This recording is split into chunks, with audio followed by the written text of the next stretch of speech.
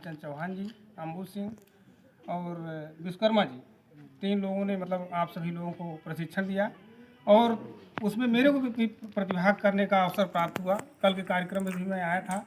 उसमें हमने देखा कि कई प्रकार की ऐसी ऐसी एक्टिविटीज़ आपको सिखाई गई, कई कई बातें ऐसी चीज़ें बताई गई जो कि आपको सैद्धांतिक जो प्रोग्राम है, पाठ्यक्रम है बीएड के, उसमें सीखने का नहीं मिलता अवसर।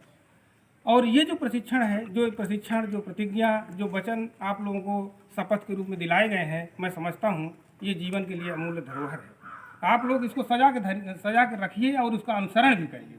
समझ में आए?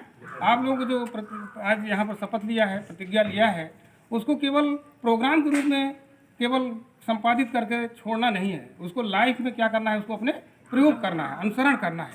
क्योंकि ज़िंदगी में हम ही आप आगे बढ़ते हैं। एक बच्चा होता है जिसको कहते हैं कि देश का क्या है, भविष्य। आप एक स्टूडेंट हैं और देश के भविष्य हैं। तो जो देश का भविष्य होगा उसको तैयार करने की जिम्मेदारी हमारे शैक्षिक संस्थानों की है, हमारे प्रशिक्षकों की है, हम सब लोगों की है। हम आपको तैयार कर रहे हैं और तैयारी इस हिसाब से कर रहे हैं कि आप कहीं पर भी जब सेवा देंगे तो इन्हीं भाव के आधार पर आप सेवा देंगे।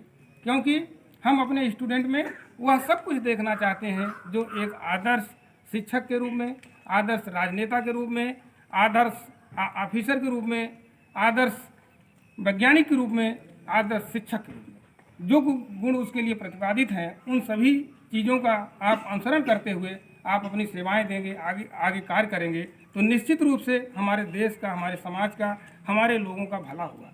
जैसा कि अभी कल आपका स्पीच सुन रहे थे कि जब किसी घर में बालक पैदा होता है तो ज़्यादा खुशियाँ मनाई जाती हैं, बच्चियाँ पैदा होती हैं तो कम खुशियाँ मनाई जाती हैं।